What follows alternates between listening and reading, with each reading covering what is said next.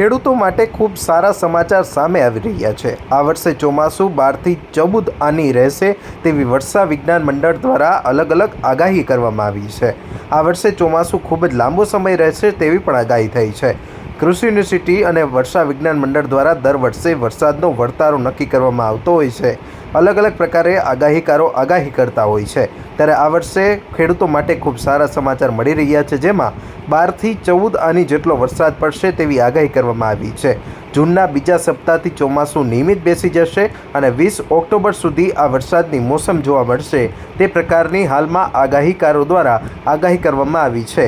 આજે જૂનાગઢ કૃષિ યુનિવર્સિટીમાં વર્ષા વિજ્ઞાન મંડળની એક બેઠક મળી હતી, જેમાં જુદા જુદા દરેક જિલ્લામાંથી આગાહીકારો જૂનાગઢ આવ્યા હતા અને પોતાની આગાહી દર્શાવી હતી।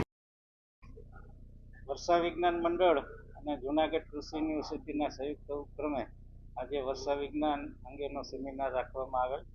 આ વર્ષા વિજ્ઞાનની અંદર રાજ્યના જુદા જુદા વિભાગોમાંથી 55 જેટલા આગાહીકારો પોતાની આગાહી રજૂ કરેલ છે, જે સંપટ સ્વરૂપે આપણે બધાને આપવામાં આવશે।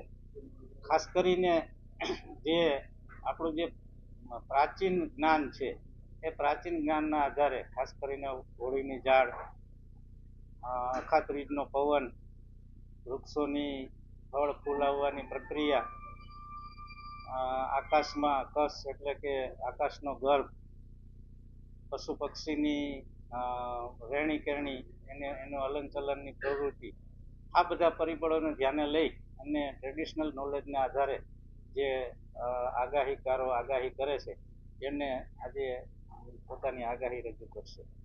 ખાસ કરીને આ 55 જેટલા આગાહીકારો પૈકી સામાન્ય સૂર એવો નીકળે છે કે જૂનના બીજા વીકથી 2 તબક્કામાં વાવણી થશે અને જૂન અંત સુધીમાં બંને તબક્કામાં વાવણી પૂરી થશે।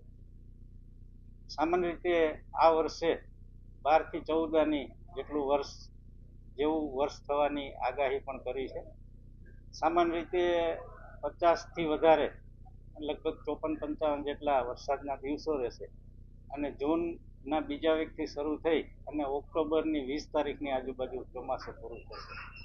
સામાન્ય રીતે વરસાદ સારા માત્રામાં થશે। ઘણા આગાહીકારોએ હેલીની એટલે અતિવૃષ્ટિની પણ આગાહી કરી છે, પણ એમાં બધા આગાહીકારોનો સૂર કે એકમત થતો નથી। એ જ રીતે ચોમાસા દરમિયાન જે વરસાદના દિવસોની ખેત ઊભી થઈ છે એ બાબતે પણ આગાહીકારોનો સૂર એકમત થતો નથી। પણ સામાન્ય રીતે બધા આગાહીકારોનું કહેવાનું એવું છે કે આ આગામી ચોમાસું અને આગામી વર્ષ 12 થી 14 આની રહેશે।